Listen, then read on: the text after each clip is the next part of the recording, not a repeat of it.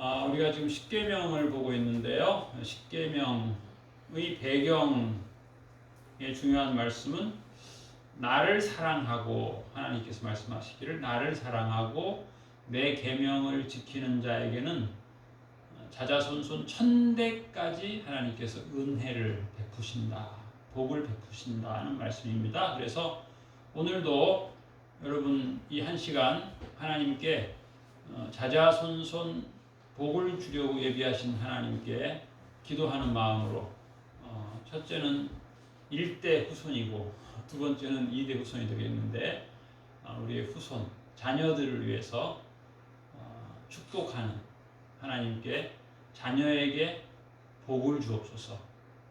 하나님 계명에 약속한 이 놀라운 복을 우리 아들, 딸이 받게 하옵소서. 이렇게 기도하고 평생 응답 받으시는 우리 모두 되시길 축복합니다. 네.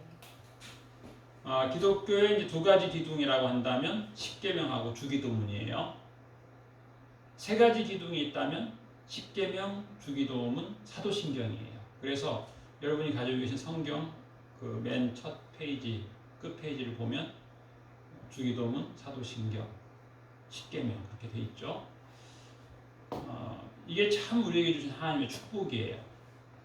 하나님의 놀라운 축복이에요. 그런데 이제 상당한 기독교인들이 계명에 대한 바른 이해가 부족하니까 오해가 있어요. 오해.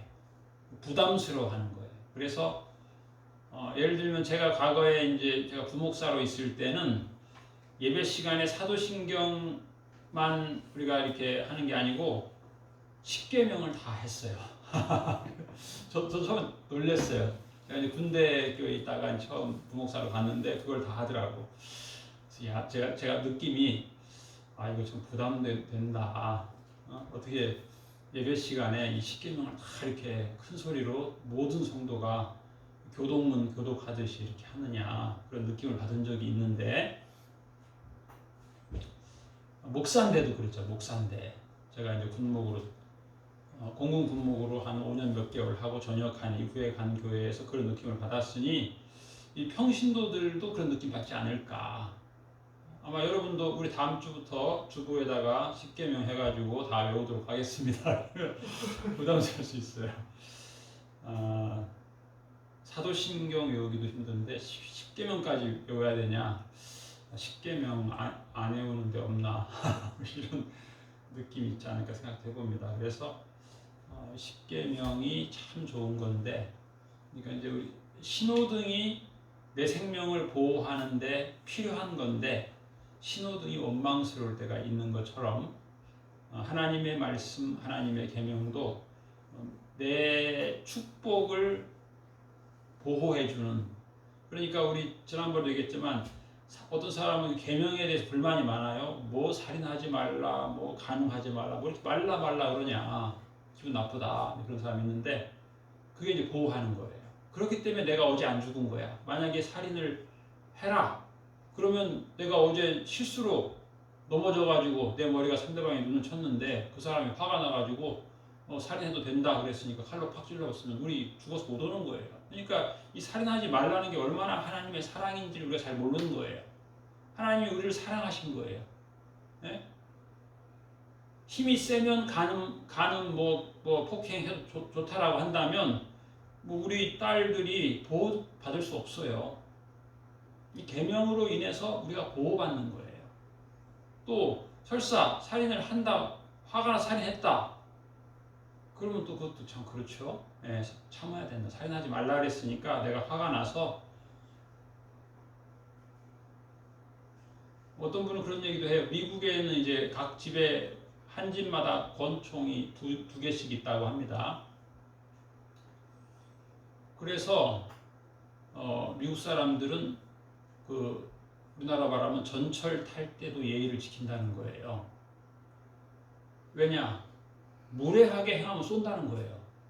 무례하게 하면 기분 나빴다. 어제 저 사람이 나를 무시하는 말을 했다. 그럼 그 다음날 총알이 와 쏜다는 거예요. 그러니까 말을 함부로 못 한다는 거예요. 우리나라가 함부로 말하고 뭐 무례하게 행동하고 그러는 것은 각자의 주머니에 총이 없기 때문이다. 그런 말이 있어요. 이 하나님의 계명이 보호하는 거예요.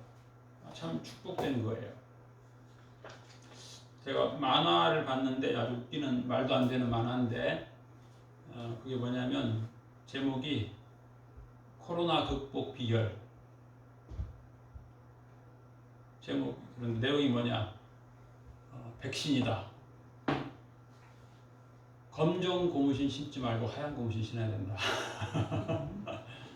옛날에 하얀 고무신을 백신이라 그랬거든요. 최근에 이제 우리나라뿐만 아니고 해외 방역 당국에서 코로나 백신을 2번 맞으면 백신 패스를 준다. 그래서 이제 백신 패스라는 게 있어요. 저 같은 경우도 며칠 전에 식당에 갔는데 그걸 보여줬어요. 백신 패스를. 2회 접종한 지 14일이 지났습니다. 그러면 이제 그게 소위 뭐 투명 인간이 되는 거죠. 그 백신 2번 맞고 14일 지난 사람이 몇 명이 있으면 이제 기준 초과해도 몇 명까지는 가능하다. 그런 거죠.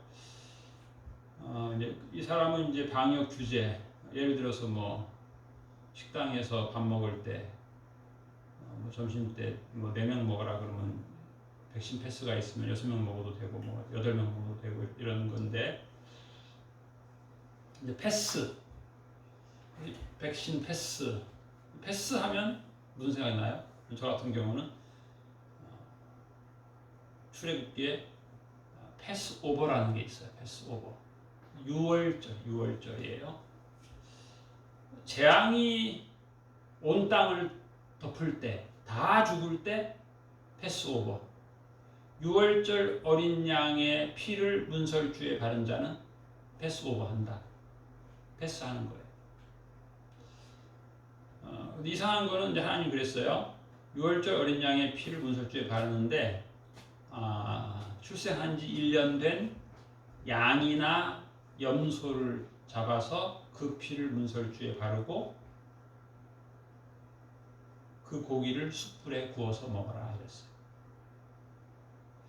그게 이제 그래서 성경을 자세히 보면 이방인도 그 말을 듣고 그 행동을 보고 그대로 한 사람은 안 죽었어요. 이제 이건 뭐 물리적인 좀 그런 면이 있는데 영적으로도 마찬가지죠. 우리가 이 프리패스,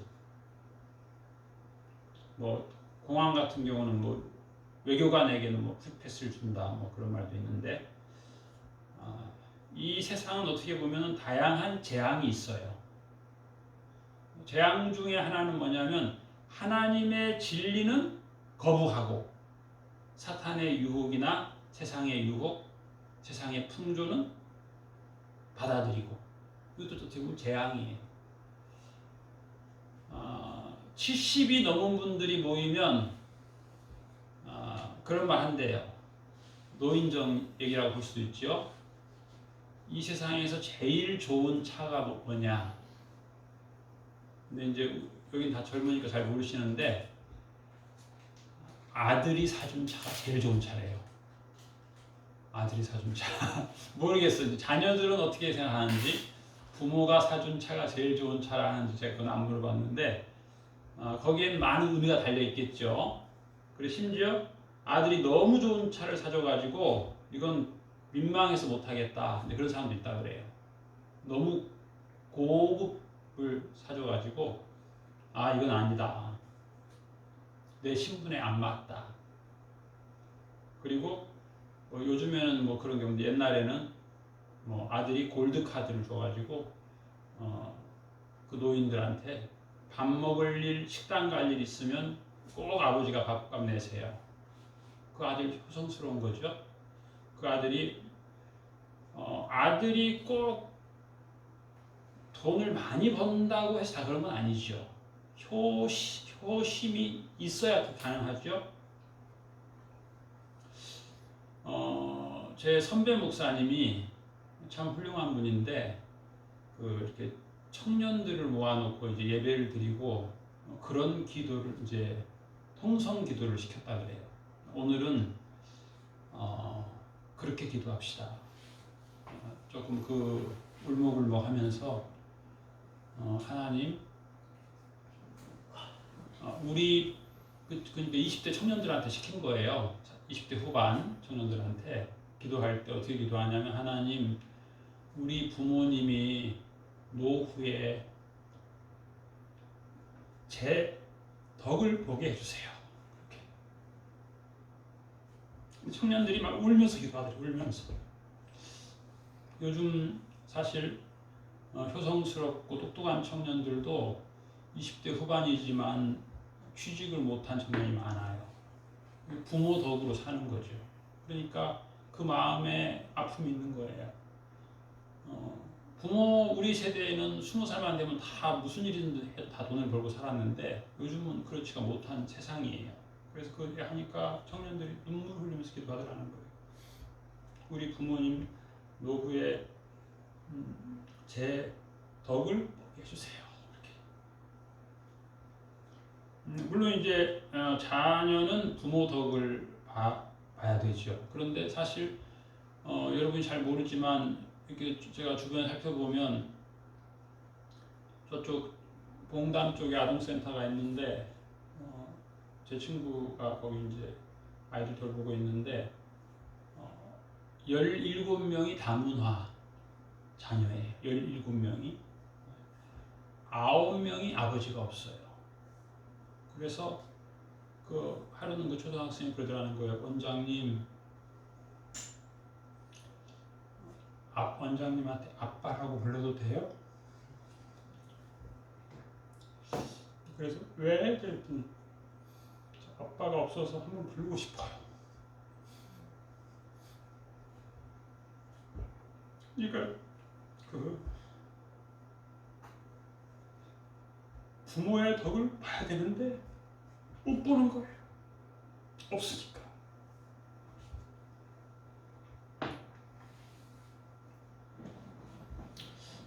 성경은 어떻게 보면 부모의 덕을 보라는 거예요. 자자손손 복을 받으라는 것은 복을 끼치라는 거예요. 그리고 물론 이제 어떤 경우는 부모가 폐륜인 경우도 있어요.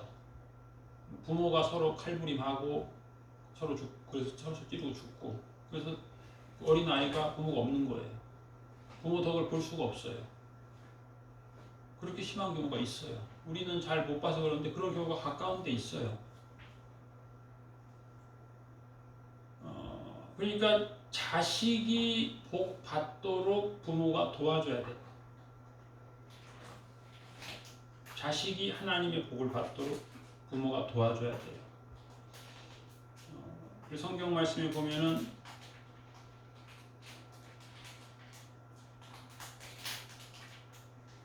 자녀들아, 너희 부모를 주 안에서 순종해라.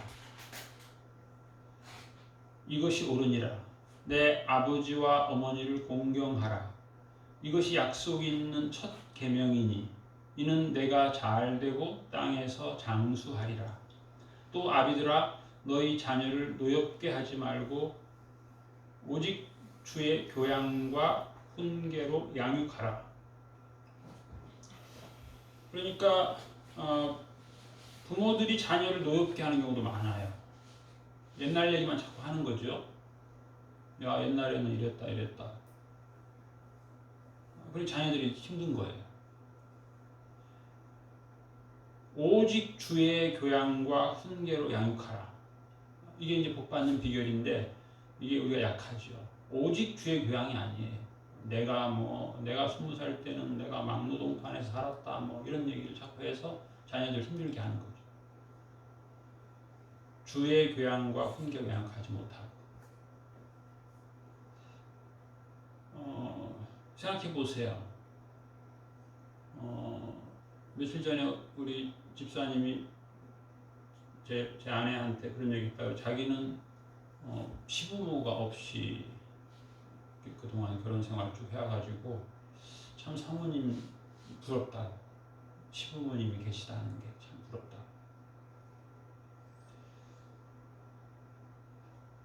부모를 공경하고 싶은데 부모님이 일찍 돌아가셨어. 어렸을 때. 공경할 수가 없어.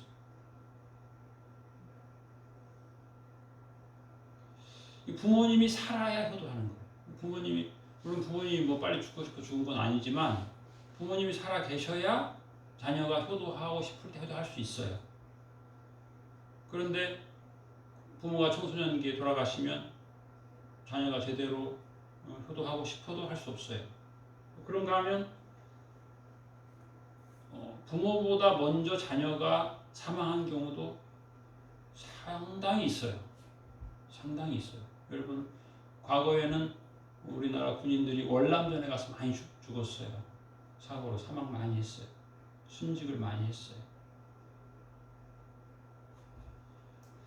그러니까 이게 간단하지 않아요. 뭐 심지어는 이 효도의 계명을 부담스러워하는 경우도 많아요. 이게 다 맞아야 돼요.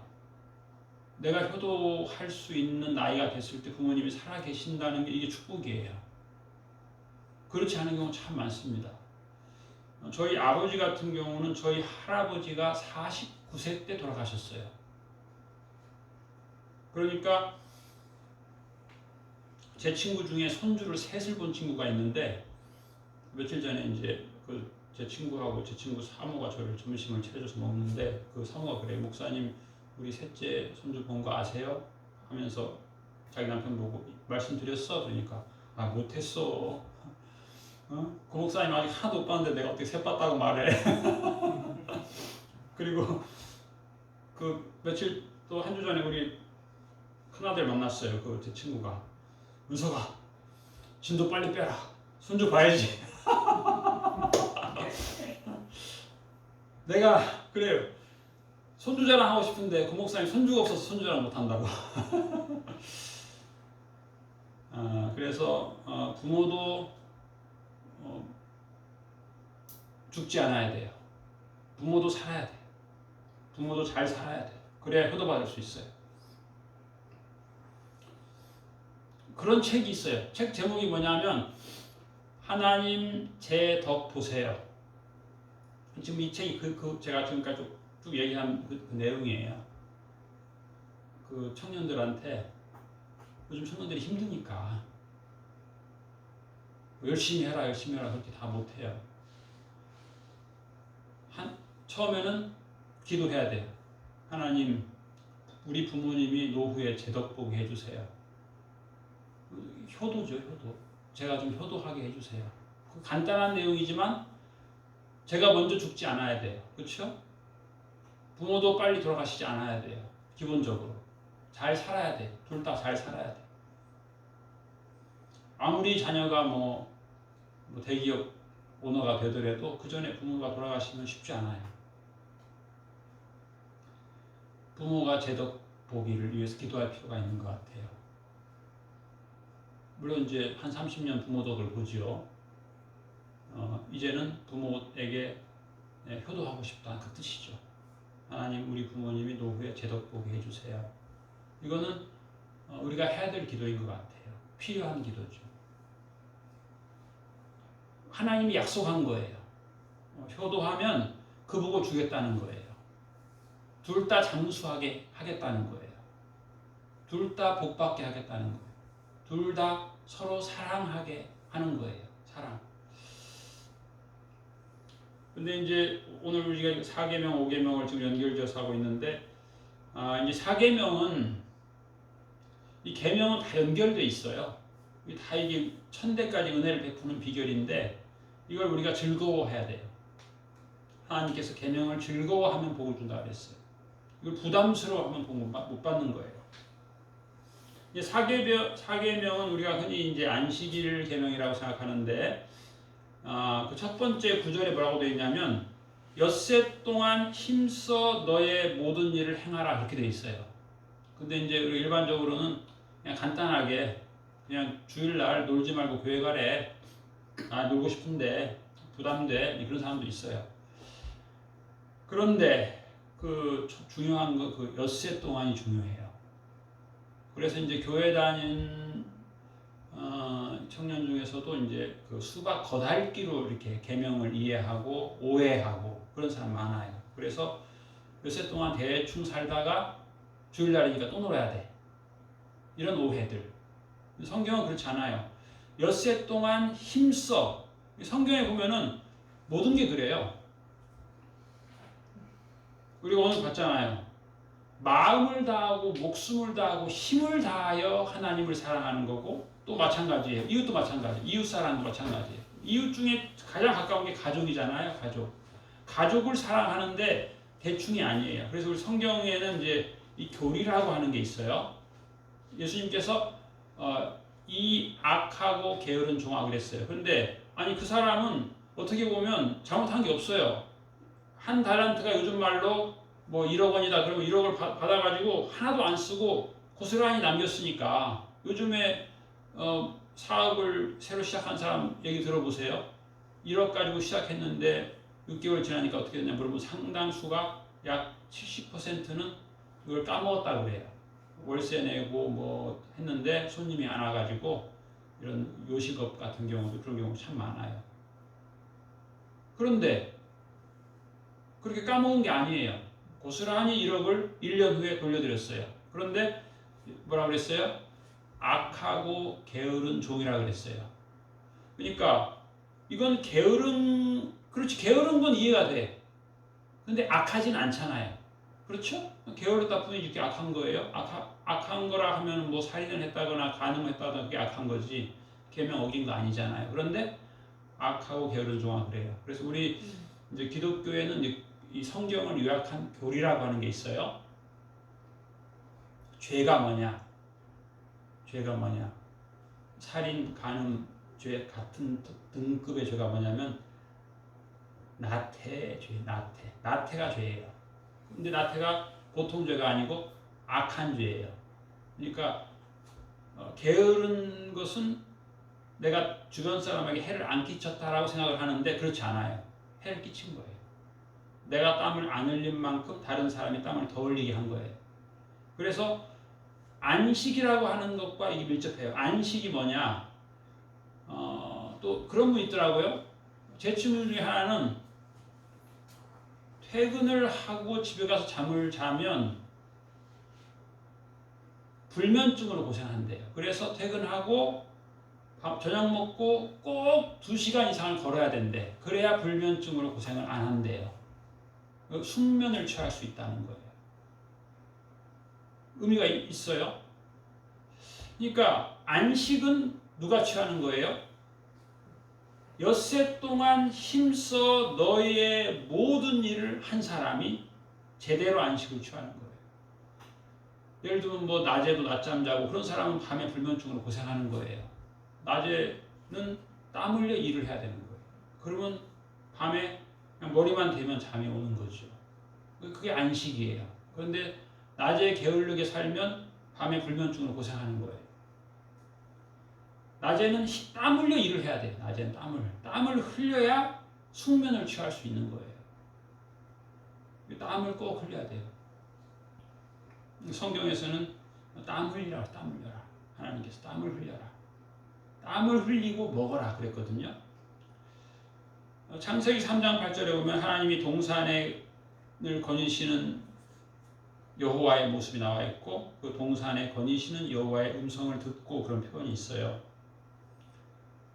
출애굽기 16장 4절에 보면 비처럼 내리는 은혜의 만나에 대해서 말씀하시고 율법을 준행하라고 하면서 율법을 준행하나 내가 시험하리라 그랬어요. 그러면 저녁에 하나님의 인도함을 알게 된다. 하나님의 인도하심을 알게 되는 게 중요한 거예요. 내일은 휴일이니. 그래서 오늘날 이제 우리 기독교인 중에 오해가 있는 게 뭐냐면 안식일을 지키기 위해서는 평일날도 대충 땀 흘리지 않고 일해도 주일이 되면 일 안 해야 된다라고 하는 오해가 있는 거죠. 잘못된 거예요. 성경 말씀대로 엿새 동안 힘써 일을 해야 이 모든 게 가능해요. 10계명은 다 연결되어 있어요. 4계명, 5계명이 아주 밀접하게 연결되어 있어요. 출애굽기 15장에 보면 하나님의 계명대로 살면 질병에 걸리지 않게 된다 그랬어요. 재앙을 당하지 않는다 그렇게 되어 있어요. 하나님의 계명을 소홀히 하게 되면, 멀리 하게 되면 다양한 재앙이 준비되어 있는 거예요. 그래서 우리가 자식이 복받아야 돼요. 부모도 복받아야 돼요. 부모가 자식 복받도록 도와줘야 돼요. 효도를 할 수 있도록 도와줘야 돼요. 하나님을 경외하게 해야 돼요. 하나님을 즐거이 순종하게 해야 돼요. 그러니까 우리가 칭찬할 게 많은데 하나님의 계명대로 할 때 칭찬을 많이 해주고 격려도 많이 해주고 상도 많이 주고, 다른 세상의 것을 막 칭찬하고 크게 기뻐하는데 하나님의 계명에 순종할 때는 별로 안 칭찬하고 안 기뻐하고 그러면은 우리의 자녀들이 그 믿음으로 견고히 자라기 어렵게 되는